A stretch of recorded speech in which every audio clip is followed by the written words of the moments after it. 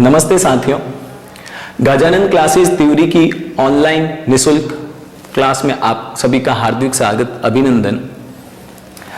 आज अपन world geography का एक टॉपिक है कॉन्टिनेंट, ठीक है, उसके बारे में चर्चा करेंगे। वर्ल्ड ज्योग्राफी में अगर अपन कॉन्टिनेंट टॉपिक की बात करें तो आप सबको पता है कि टोटल मिला के 7 कॉन्टिनेंट्स हैं, ठीक है। तो सबसे पहले अपन अगर कॉन्टिनेंट टॉपिक के अकॉर्डिंग देखें तो आप सबको पहले मैपिंग आनी जरूरी है। तो अपन आज मैपिंग के अकॉर्डिंग ही पढ़ने वाले हैं। तो सबसे पहले मैं बात कर रहा हूं साउथ अमेरिका, दक्षिणी अमेरिका के मैप की। तो नॉर्मली आप सबको साउथ अमेरिका का ये डायग्राम दिख रहा है। आप नॉर्मली इस डायग्राम को बनाना थोड़ा सीखें।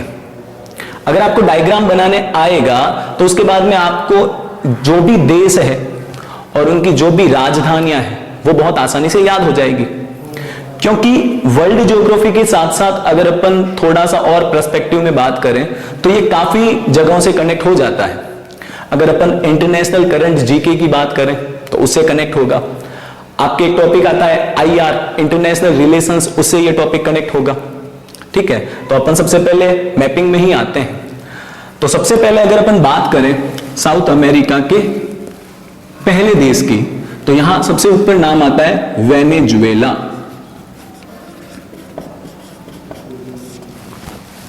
उसके बाद नाम आता है कोलंबिया। फिर आपके नाम आएगा इक्वेडोर। फिर उसके बाद में नाम आता है पेरू। फिर इधर आपके नाम आएगा चिली। फिर यहां पे आपके एक नाम आता है अर्जेंटीना। फिर यहां पे नाम आता है उरुग्वे। फिर यहां पे नाम आता है पराग्वे। फिर यहां पे आता है बोलीविया। फिर यहां पे आपके देश आता है ब्राजील। फिर ऊपर यहां पे आपको छोटे छोटे 3 देश दिख रहे होंगे। तो सबसे पहले देश का नाम है फ्रेंच गुयाना, फ्रेंच गुयाना। फिर नाम आता है आपके सूरीनाम और फिर नाम आता है गुयाना। तो ये बेसिक सा मैप का स्ट्रक्चर है, ठीक है। उम्मीद करता हूं आपको बहुत इजी वे में समझ में आया होगा। अब अगर इसको थोड़ा मैं और आगे देखूं तो देखो, आप सबको पता है कि जो साउथ अमेरिका है इसके अगर अपन पश्चिम की ओर बात करें तो प्रशांत महासागर आता है, ठीक है। और साउथ अमेरिका के अगर पूर्व की ओर बात करूं तो अटलांटिक महासागर या अंध महासागर आता है, ठीक है। ऊपर की ओर आपके नाम आएगा कैरेबियन सागर। अब आपने नॉर्मली नाम सुना होगा अक्षांश रेखाओं का, ठीक है। अब अक्षांश रेखाओं की बात करता हूं थोड़ी सी। ये कुछ आपके इस तरीके का ग्लोब, ठीक है। अब देखो, आपने पढ़ा है कि वे काल्पनिक रेखाएं जो पृथ्वी या ग्लोब पर पूर्व से पश्चिम या पश्चिम से पूर्व की ओर खींची जाती हैं उनको बोलते हैं अक्षांश रेखाएं। तो नॉर्मली अपन पढ़ते हैं 0 डिग्री पे जो अक्षांश रेखा है उसको अपन बोलते हैं भूमध्य रेखा या बोलते हैं इक्वेटर, ठीक है। उसके बाद में अगर ऊपर की ओर जाएंगे तो उत्तरी अक्षांश रेखाएं होगी और नीचे की ओर जाएंगे तो दक्षिणी अक्षांश रेखाएं। अब 23.5 डिग्री उत्तरी अक्षांश रेखा उसको अपन बोलते हैं कर्क रेखा। क्या बोलते हैं? कर्क रेखा। और 23.5 डिग्री दक्षिणी अक्षांश रेखा उसको बोला जाता है मकर रेखा, मकर रेखा। तो यहां पे अभी अपन 2 का यूज करने वाला है, एक तो भूमध्य रेखा का और एक मकर रेखा का।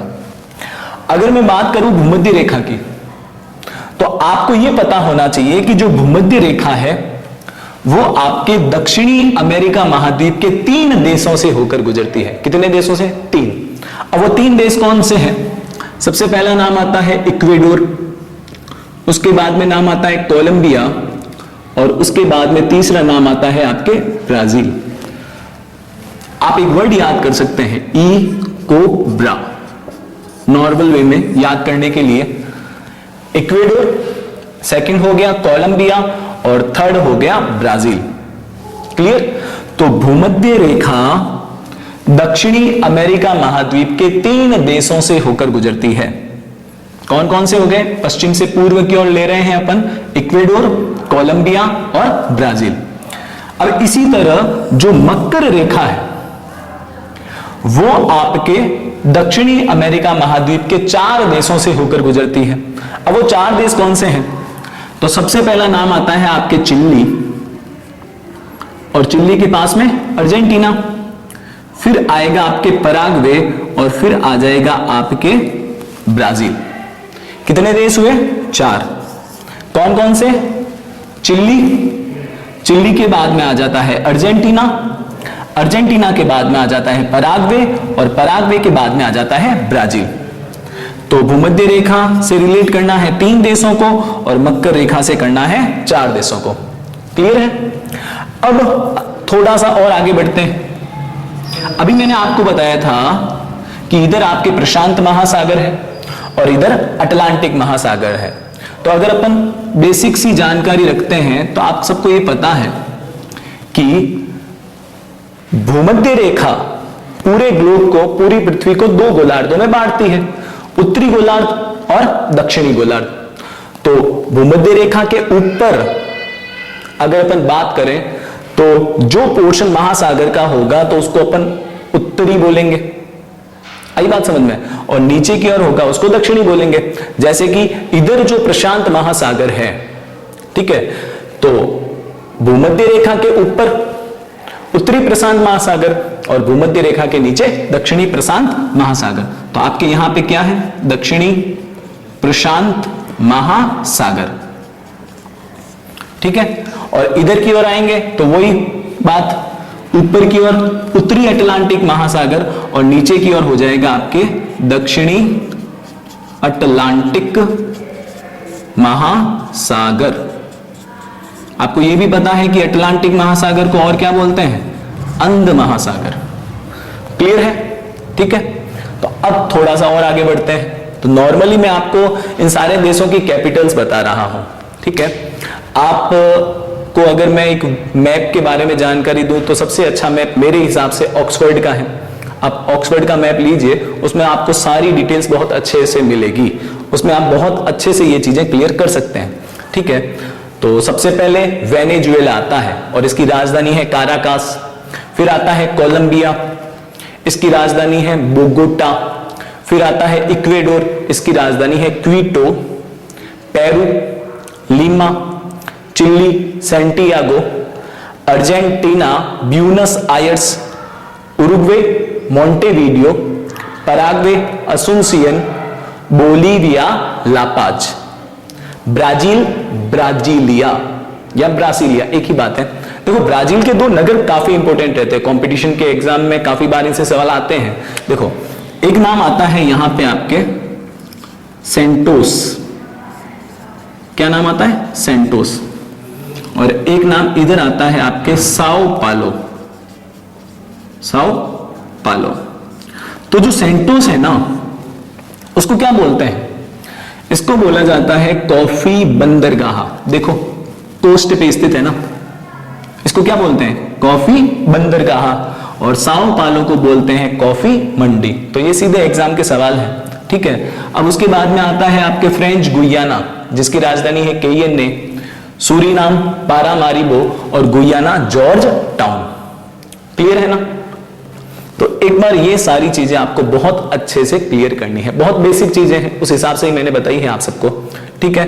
अब थोड़े से कुछ इसके आस पड़ोस में अगर अपन देखें तो आपको देखो इक्वेडोर के पश्चिम की ओर एक छोटा सा भाग दिख रहा होगा, एक द्वीप, इसका नाम है गैलापैगोस।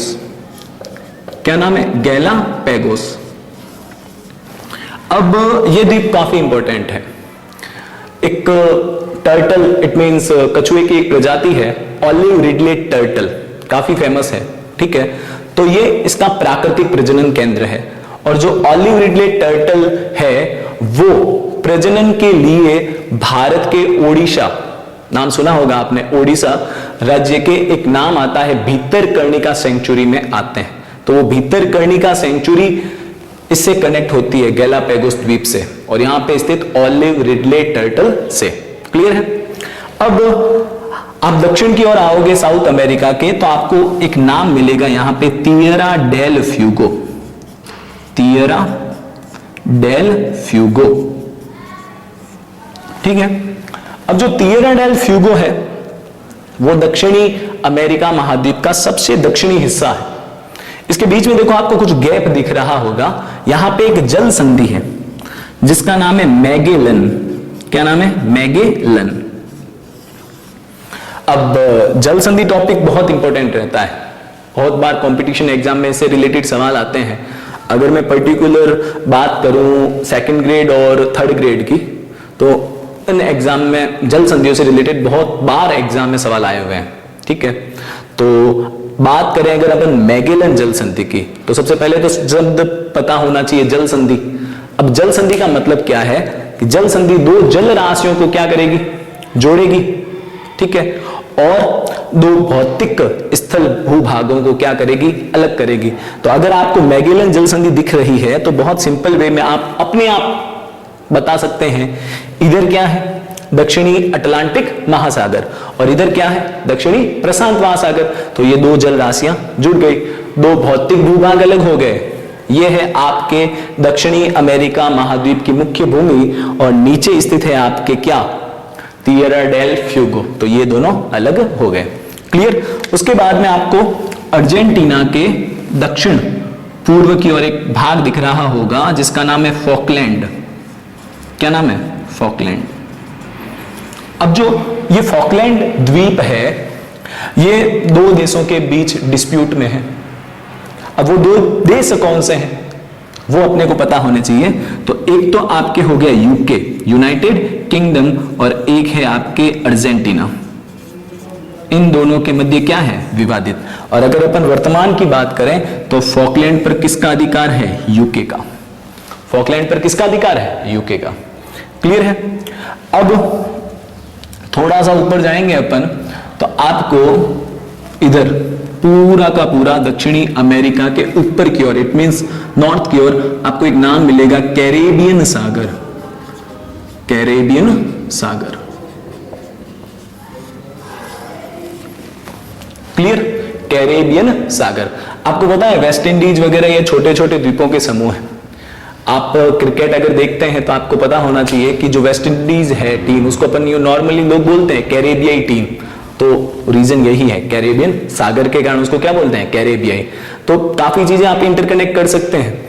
ठीक है, तो एक बार अपन क्विक रिवीजन करेंगे इस टॉपिक का, बहुत सिंपल वे में। आपको एक पैटर्न में सारे देश और उनकी राजधानियां याद करनी है। तो सबसे पहले आपके नाम आता है Venezuela, Caracas, Colombia, Bogota, Ecuador, Quito, और इक्वेडोर के पास में गैलापैगोस द्वीप, ऑलिव रिडले टर्टल, ओडिशा का भीतरकर्णिका अभ्यारण्य या सेंचुरी। फिर Peru, Lima, Chile, Santiago, Argentina, Buenos Aires. फिर नीचे की ओर है आपके तिएरा डेल फ्यूगो, और इसके बीच में कौन सी जल संधि? मैगेलन जल संधि। इधर है आपके फॉकलैंड।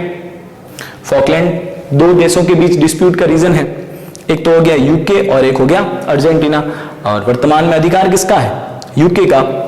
फिर आता है आपके उरुग्वे, राजधानी Montevideo, Paraguay, Asuncion, Bolivia, La Paz.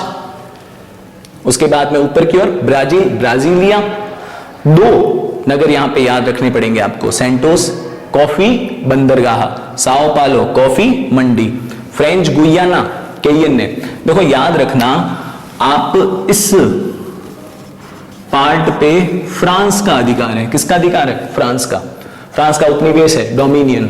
ठीक है, ऊपर नाम है Suriname, Paramaribo, Guyana, George town.